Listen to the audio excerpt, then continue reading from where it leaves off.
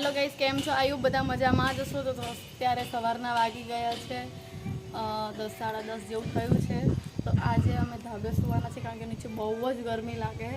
તો આજે મેં ધાબુ ધોવા માટે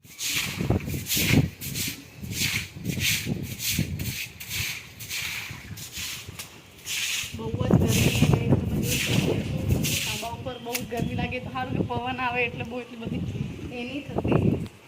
તો હું હવે જઈશ નીચે પાણી ભરવા માટે કારણ કે ઉપર નળનું કનેક્શન આપેલું નહીં.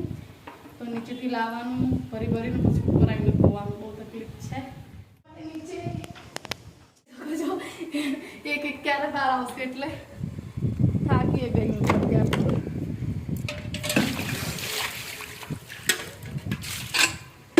આજ થોડું ઠંડુ વાતાવરણ છે, વરસાદ જેવું એટલે જો પડતી નહીં બેટા.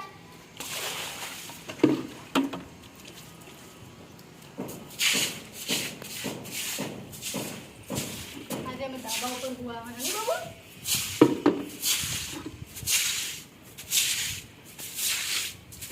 બબુની નાની ડોલ લઈને આવું.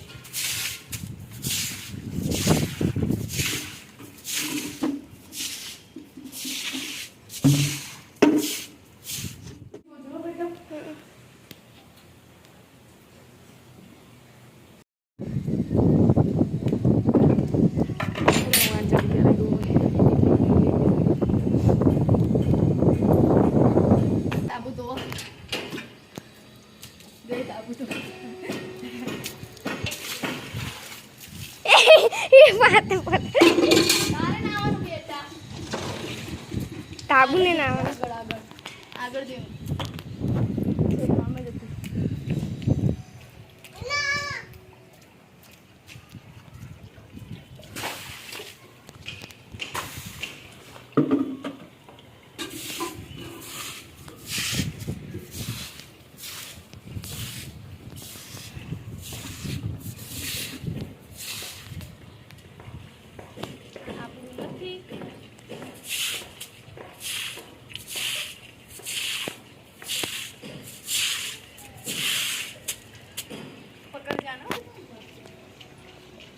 અહીંયાથી પાણી જાય છે.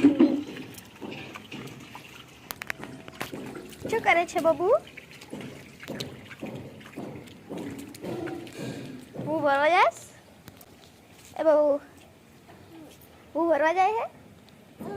હું ભરવા જાસ? થાકી છે. પાણી પીવું પડશે.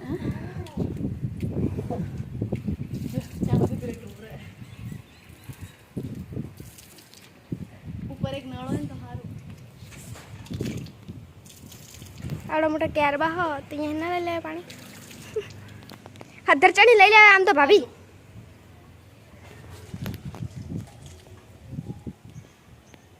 શું કરે બબુ?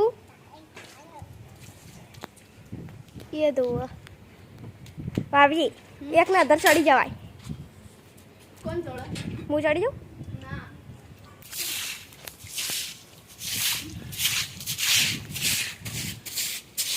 જરૂર નહીં. આપણે લોકો ના મજા આવી જાય.